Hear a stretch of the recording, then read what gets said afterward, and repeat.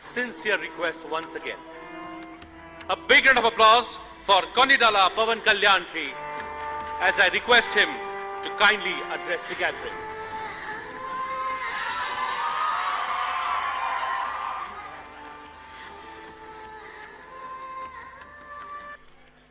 Please, it's my sincere request. I'm going to request Konidala Pawan Kalyan ji to request him not to scream and shout. Please, thank you. As I'm used to 2-hour speeches minimum, I request Master of Ceremony to remind me once my time is finishes.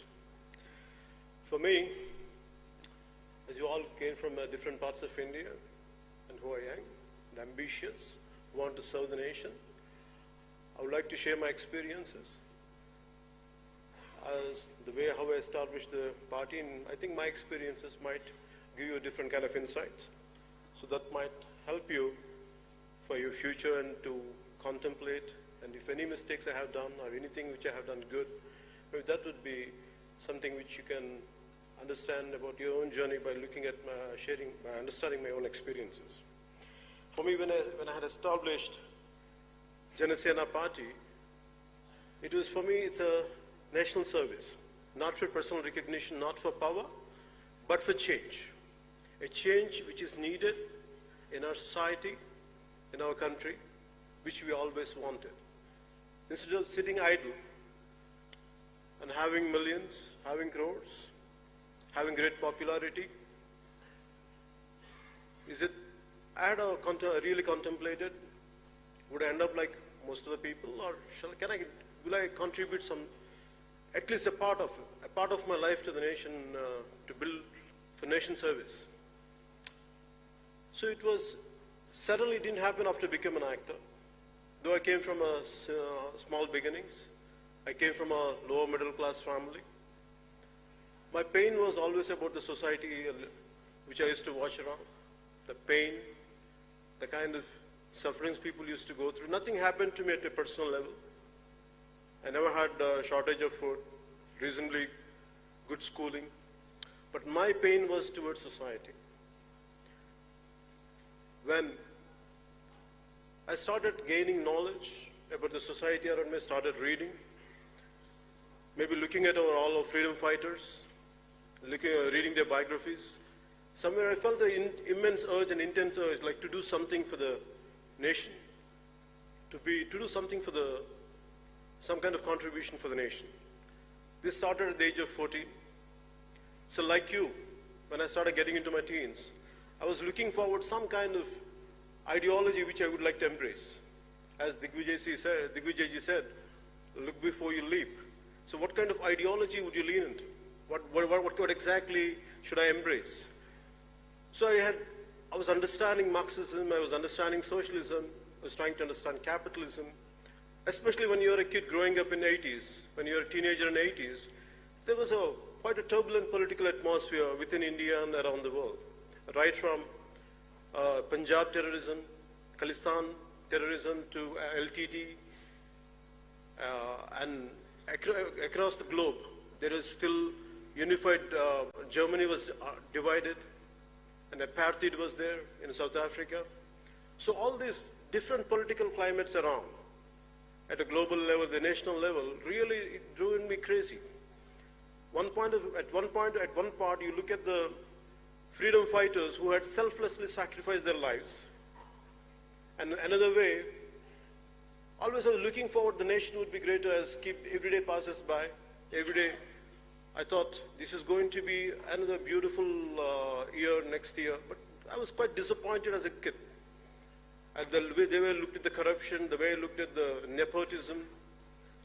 It was quite disappointing for me. Always my desire was a commoner to be something, a commoner to stand for the oppressed. But the society around us, it is only the dynastic rule, and everything really bothered me. So finally I became an actor, but that social consciousness never left out of me. I was quite keen. I was watching around, observing things around, reading a lot, absorbing a lot.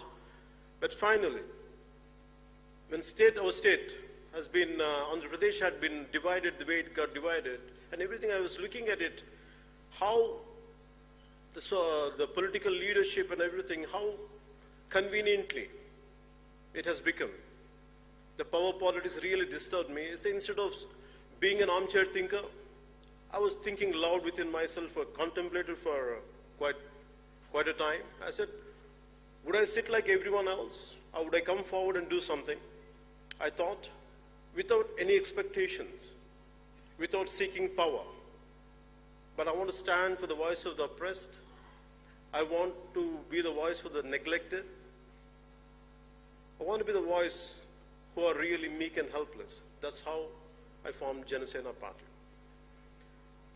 And there were a lot of people, youngsters. Today, I said all of you come from different parts of a country, and you're looking forward to become some kind of leaders and leadership, and you want to have an active role in politics. In 2007, when I had started Common Man Protection Force, which is supposed to stand for the oppressed and meek and helpless, I had met a lot of young people, both boys and girls. But what I had noticed in them was, at least most of them, they need change within shortest time possible, like an instant noodle. And 2007, I looked at the youth there then, the way they wanted everything immediate. They don't have the patience. Then that's what I thought, okay, let me walk the talk. So then from there onwards, I went on continuing. In 2014, I started the party. And I had lost my first election in 2019.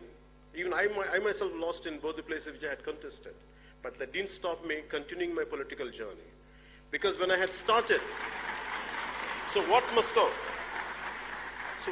made me to be here? What must have made me to continue it is not for personal recognition. There is no ego in defeat. If you really love this nation, if you really care for our motherland, if you really care for the meek and helpless, nothing deters you. A defeat of any kind of defeat, nothing, it does not deter you. And my commitment for my nation came from our predecessors, our freedom fighters, looking at the sacrifice of Bhagat Singh at the age of 23. At the age of 23, some people around in this period, at this times, maybe they're going for hotel and pubs and partying. But at the age of 23, Bhagat Singh, he sacrificed himself to wake up the nation for the generations to come. And that kind of Bhagat Singh is inspiration to me. And so in spite of my failure as a political party to get into the Sansad, but what made me to continue is, we are able to help. Being a party, we just had got one seat, still we are able to help people. Very recently, I would like to share a case with you. Around 4 years back, a 14-year-old girl in Kurnool, in the state of Andhra Pradesh, a student from residential school, one day she bid goodbye to her mom. Normally she would come back by the evening, but that day she didn't turn up. And this happened in 2015. Her mother receives a call from the school authorities, residential school authorities, saying that your daughter is not feeling well. Please, would you like to come and see? Please take her home. By the time she goes there, she's dead. And it was like as if she hung herself. That's what the school authorities says. And later they realized she was raped and she was killed. And justice was not done.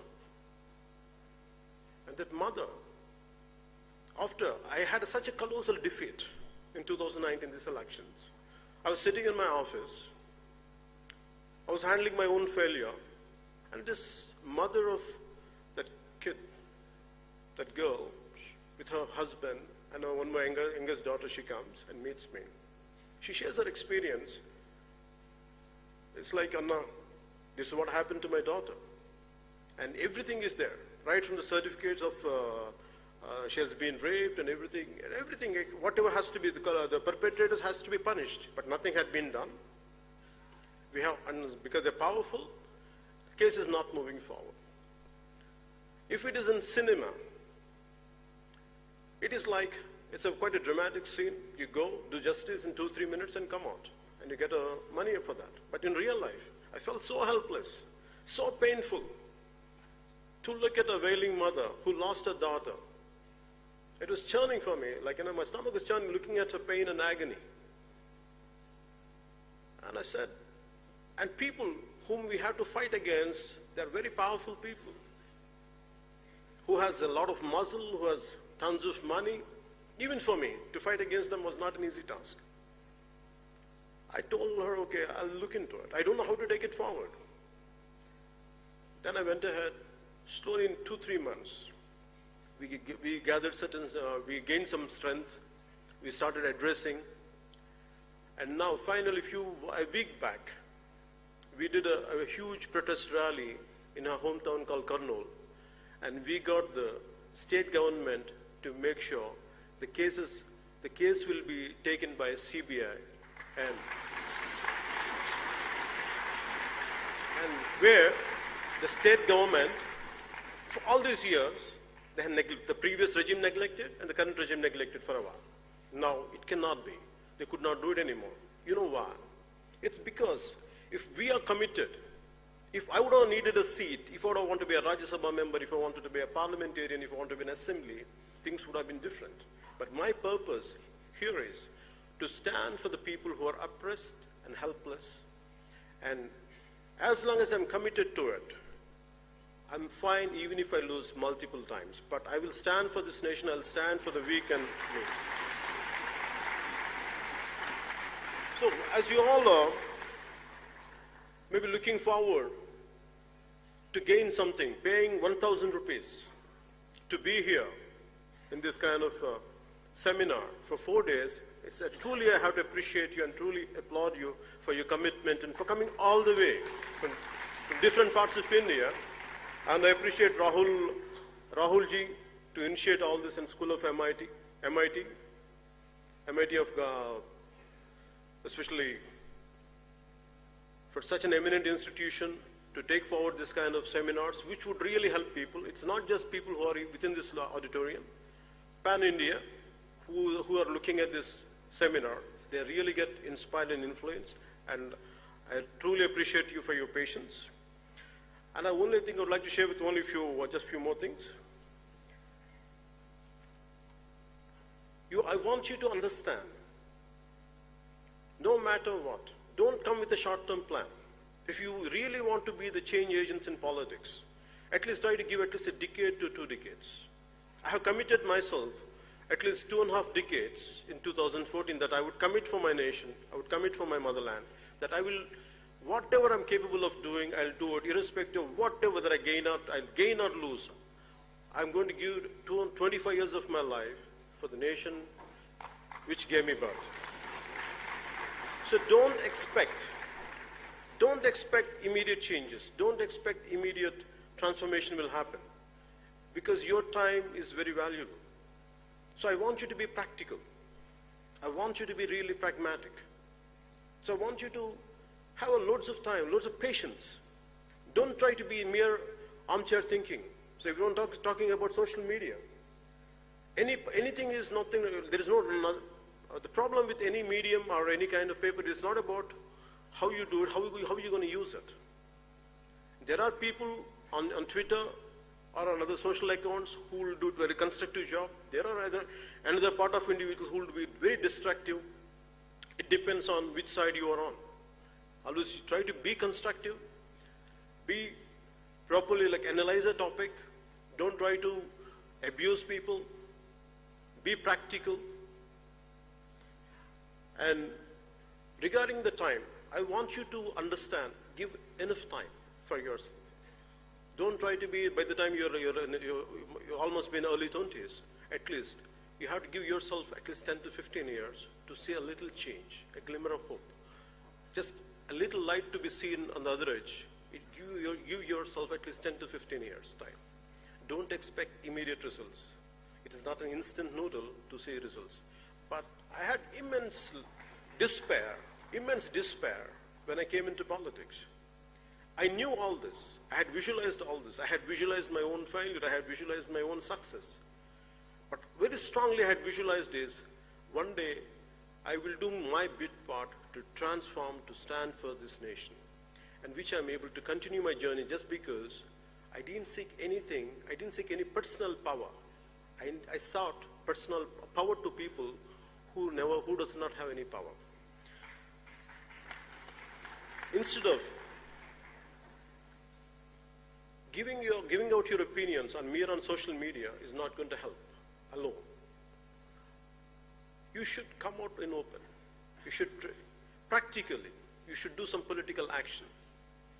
Mere attending seminars is one thing, gaining knowledge is one thing, but actually at the grassroots level, when you work, the kind of knowledge is going to be different. The kind of experiences will be different. You'll be a transformed personality. So mere attending seminars is good, reading books is good, gaining knowledge is good, unless it is not practically being seen, not being at a grassroots level. If you don't go to the places, if you don't expose yourself certain experiences, the leadership quality would not come out. So I request you all to look into that. Instead of mere gaining knowledge, I want you to look into it. Try to gain some experience at a grassroots level, gain some real experiences, not experiences at a mere sitting on the internet. That much I would like to convey to you. An ounce of action is better than a ton of talk. Be prepared to just a bit of practicality. Instead of gaining mere talking, I want you to be a bit practical. Get into hands-on experience. That would really help you. This, and what inspired me, what gives me hope is, when I say 25 years of my life, what made me to say that statement is, I'm not working for these times. I'm working for the generations to come. I'm working for your generation. It would take me time. This would, because when I look at my own son's age, who is around 14, a little younger than that, I feel we have taken the greatest sacrifices done by our freedom fighters. Right from Bhagat Singh to a number of great leaders, they sacrificed themselves. And yet, we don't carry that legacy. We are selfish, and we are completely self-centered. I questioned myself. I don't want to be the group of who just think about themselves, who are selfish. I don't want to be a part of that group. Whether I'm being an actor or not, whatever best I could do, I don't want to be that kind of society who just merely thinks in a selfish manner. So I came out, I'm doing my bit part. I also request you to do your bit part. There are enough political ideologies out there. I want you to evaluate each and every ideology consciously. Understand everything. What is the pros and cons of each and every ideology, whatever the political parties are there. If you want to go into them, join in them. But I want you to understand completely. Is it what you are? Then please completely embrace it. Stick to it and fight for it.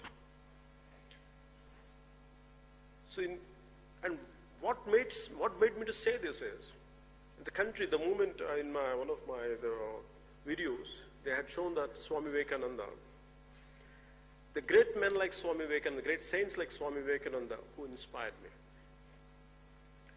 And Martin Luther King Jr., who came to India, when he came to India, when he was in Bombay, when he looked at the riches of Bombay and the extreme poverty of Bombay side by side, and he was saying, only in a country like India, if the same situation would have been prevailing in any other country, it would have led to bloody revolution. But only in India, how come nothing is happening? Why people are still able to smile? That is the greatness of our nation. That is the greatness of our nation. This is a land of Swami Vivekananda, land of Subramanya Bharati, land of Narayan Guru. Eminent great saints, eminent personalities, because who had selflessly sacrificed for this nation. Because of them, because of their spirit, this country will never get disturbed. No matter how many selfish elements are there, what kind of uncouth people are out there, but because of the kind of spirit we have, and it's nothing going to disturb that spirit, you're going to carry it forward. And whatever bit you can do for this nation, And that is going to be the hope. I have a great hope in this generation. I have an extreme hope in this generation. Paying 1,000 rupees to be all the way from here, all the way to Delhi, to listen to this kind of talks from different individuals, eminent individuals, that shows this country is going towards greatness. And I truly appreciate you for being here. I truly congratulate you for being here. And one of my, I would like to end there with this small verse of poetry in Telugu. This is written by Mr. Seshendra Sharma, who was a recipient of Sahitya Akademi Award. This Na Desam Na Prajalu, my country and my men. This was shortlisted for Nobel Prize, though it was not selected. If you ever feel, as you want to get into politics, as you want to be leaders, leadership is all about solitude, solitariness. You'll be completely isolated. Not even a friend will stand by you. Not even a friend will understand you, what you're going through. At these times, what you need is, you have to keep on get hooked to certain inspirational lines. So try to read a lot of poetry. Try to read a lot of biographies. So for me, when I go through a complete loneliness, a depression, yet certain times I go through. So I only think of one thing. When I feel extremely depressed, when the truth is not going to win, that's what the real circumstances are. So at that time, I read these 4 lines. Samudram ఒకటి కాళ్ళ దగ్గర కూర్చొని మరగదు, తుఫాను గొంతు చిత్తం మరడం మెరగదు, పర్వతం ఎవడికి వంగి సలాం చేయదు, నేను పిడికిడి మట్టే కావచ్చు కానీ గొంతెత్తితే ఒక దేశపు జెండాకున్నంత పొగరుంది.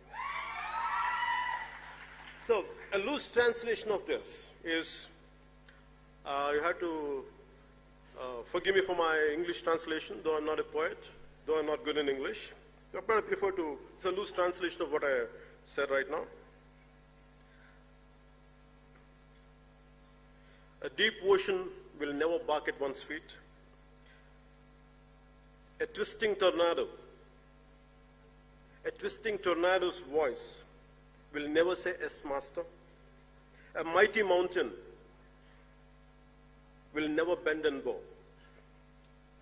Maybe I'm a handful of dust, but if I raise my voice, it will reflect the pride of our national flag.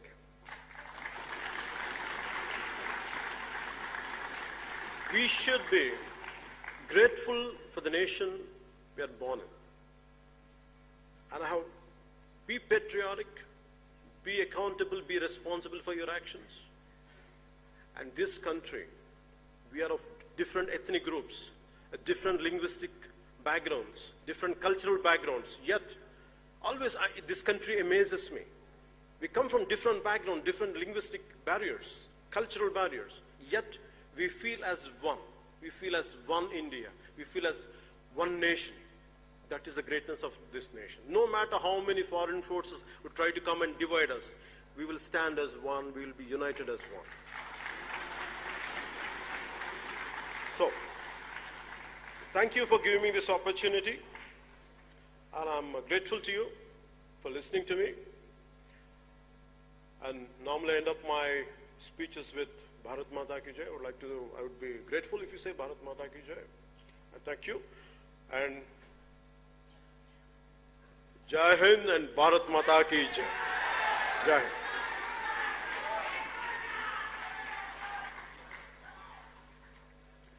बहुत बहुत आभार।